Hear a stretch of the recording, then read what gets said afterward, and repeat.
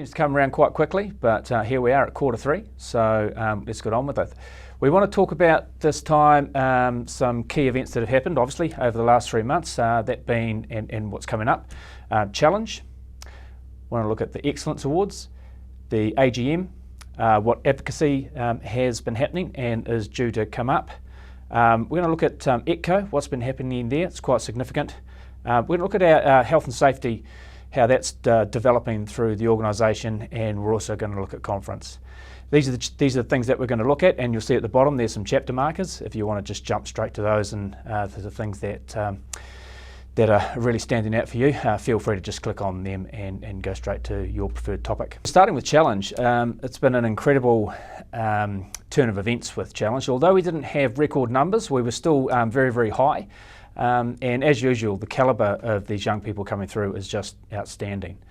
Got through all the prelims, and we will be having the finals that are aligning with our board meeting, our AGM, our president's meeting, and our trustees meeting over the next week. So we're really looking forward to getting this young and look sometimes not so young talent into the competition in Auckland to see if they can prove their wares. But it's been a very interesting few months to push this around the country. Logistically, it's quite difficult. There's a lot of things that have to happen, and so the team that have been running it around the country just can't highly commend them enough. It's just been fantastic. Although I said we didn't have high numbers, record numbers, we did have high numbers. So and the reason that we're a little bit down was, well, it's the labour shortage. Some companies just quite simply couldn't spare the labour. So although some apprentices were booked in to compete, the way that the projects were running, they just couldn't release the labour.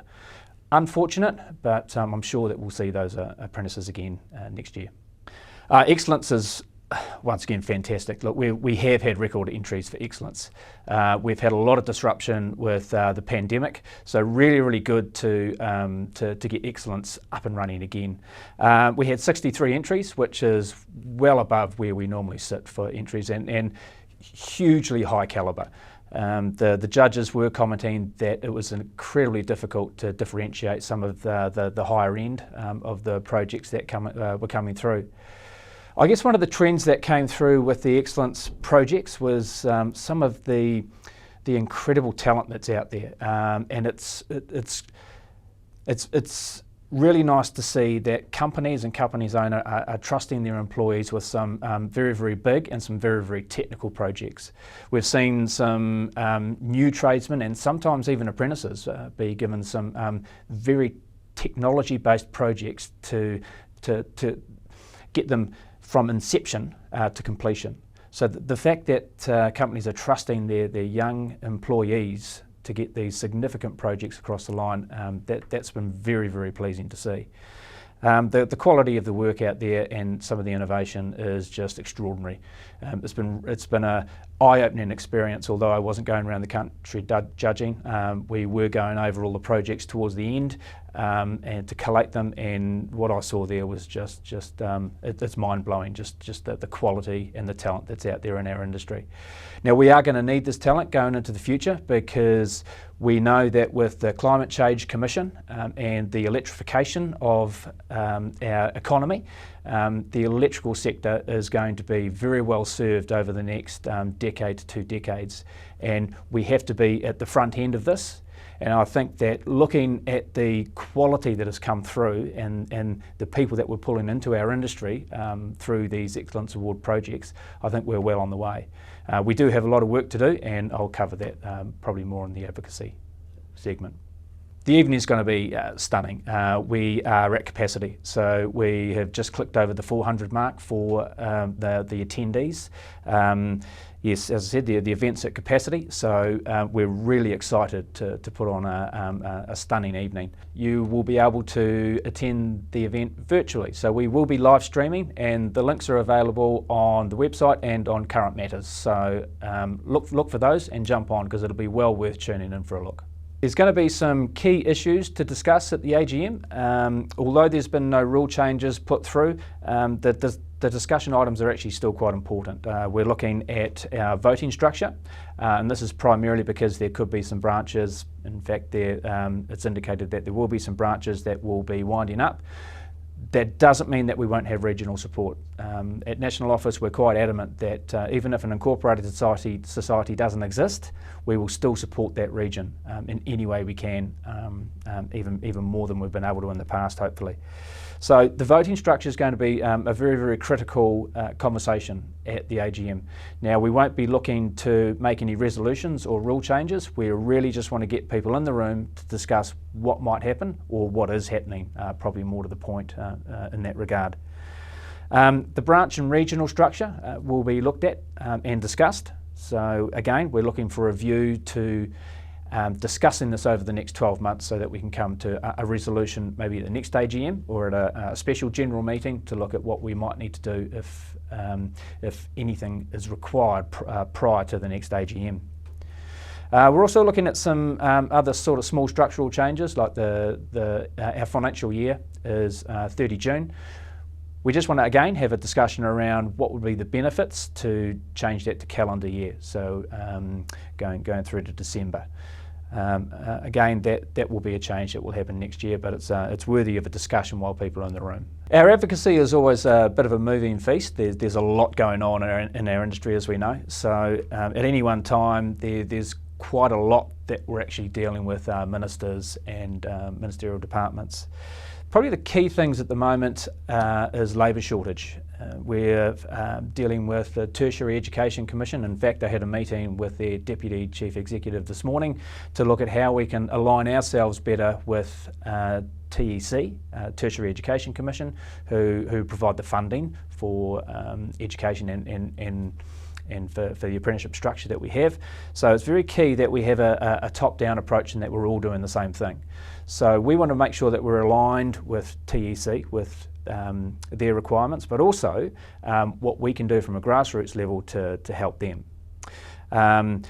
We're trying to integrate the workforce through the workforce development councils and how they integrate with TEC. So there's multiple levels of governmental departments that are involved here, as well as us being the broker between government and the employers and the employees. So that workforce labour discussion is critical for the future. As I said earlier on, we're looking at the electrification of our economy through the Climate Change Commission. Now that is going to happen. So this is something that we really, really have to be at the front end of, and 20 years of planning has to start now. So we need the workforce to do it. So this is a very, very critical thing. To align with the work we're doing with TEC, to pull labour in from the colleges and into apprenticeships, we're talking with the Immigration Department, and we're using the Workforce Development Council's prediction for labour requirements to leverage the Immigration Department so that we can actually pull some labour in from overseas. And we don't want just skilled workers. We'd be very happy to pull skilled workers in and feed them into our industry. What we're trying to limit is the level of unskilled labour that comes in, because that will kill training. And if we kill training, we'll never have the workforce in the future for our requirements for the electrification of the economy. So immigration, we're calling on them to allow in not just qualified tradespeople with an electrical qualification, but to pull on people who want to train. So we will work to broker those prospective trainees into the industry, and we will bond them to industry so that they can't leave the country or they can't leave the training regime, or there will be a financial impact to them.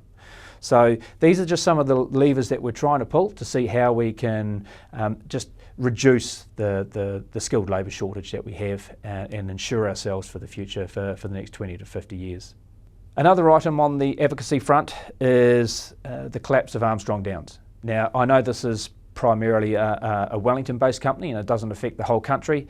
However, there's some things going on with the way that retentions have been held that don't quite align with the Construction Contracts Act. So what we are attempting to do is to get some legal advice so that we can find out exactly why the GST wasn't held with retentions, whether it should be, whether it shouldn't be, and if it isn't, how IAD can support having those payments come back into the contractors that are owed those retention amounts. So with the third reading of the amendment to the Construction Contracts Act going through the House at the moment, it's actually very, very critical that we ascertain why it wasn't completely held as it should be, the retentions weren't completely held as they should be in trust. So we can get Megan Woods, to amend the amendment that's going through Parliament at the moment. So again, this will be very, very critical to create that precedent and to change the bill as it currently stands so it is actually fit for purpose for the way retentions should be held.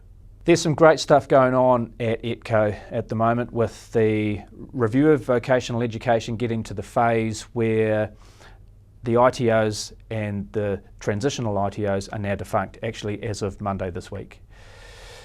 The arrangement of training that used to be done through the ITOs has now been passed over to industry. Now Etco has taken on a huge amount of trainees above and beyond what they already have. It's a massive commitment and they're doing a fantastic job to pull all of those trainees over to handle their pastoral care. So not only will they handle their on-job, they will be training them off-job in the classroom as well. It's the best organisation to upskill and complete these apprentices through their training because Etco is the premier training provider in the trades bar none. So the fact that they have bolstered their numbers quite significantly, almost double, it's a credit to them that they are able to do it and they will do it very, very well. So health and safety, as we know, isn't just safety on the job, it's actually the wellbeing health of your staff. So starting with our wellbeing platform, which is called Find an Outlet, we've had great runs on the board with people actually utilising the service. Now it's a gutsy call to make, to call somebody to say, I need a little bit of help. But that's exactly what the service is for and that's how it's being used. So we're really, really pleased that the numbers that are using it are steady and rising. Sometimes some of us just need somebody to call to bounce some ideas off or to say that I'm just not feeling that flash, how do I cope? This is a confidential service. If your employees use it, no one else will know.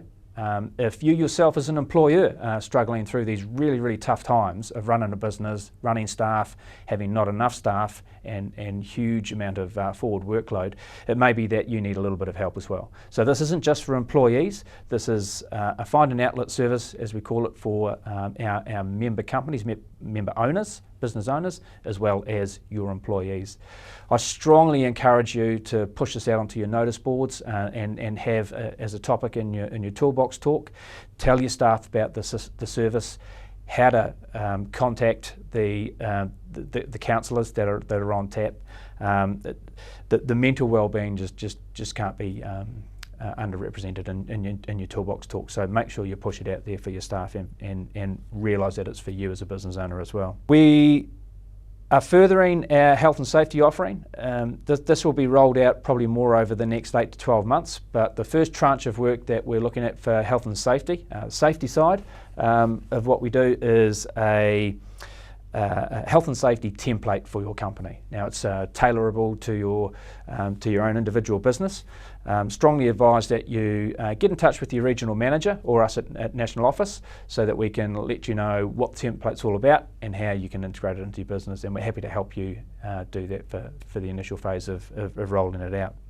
Conference. Well, if we could have counted up the amount of requests we've had or interest in conference over the last 24 months, it would be significant. Look, people just now want to get out there and they want to network and they want to see people in the same room and go somewhere to have, a bit of fun, but also to get into some business sessions and learn about how we can support you in your business and what's valuable for you to grow your business. So conference is going to happen next year. We haven't settled on a venue yet, but we'll let you know as soon as we have ratified that. Now the reason that we're a little bit up in the air as to where it's going to be is effectively cost. We want to hold it in school holidays because we want it to be family friendly. However, the way that the pricing structure is going in tourism at the moment, the prices for school holiday periods is exorbitant, to say the least. So we just want to make sure that we're not going to exclude people from being able to come to a conference just on cost alone. So we're just working out whether we can hold it in or out of school holidays or which part of the country. Very, very happy for people to get in contact with us or your regional managers just to let us know how much cost is going to be prohibitive. Should it be in the school holidays or would you prefer it to be out? We're rationalising all those things at the moment, so it'd be great to get your input, and we're happy to receive that. But the good news is that conference is back, so I'm sure everybody will be pleased to know in due course where we're having it, and it will be we'll make sure that it's going to be a great amount of fun for everyone. So that sort of wraps up our quarter three. Really looking to quarter four. I think there's going to be a lot of good stuff happening through the balance of this year, and I look forward to catching up with those that come to the Excellence Awards, and we'll, late November, early December, we'll hit quarter four.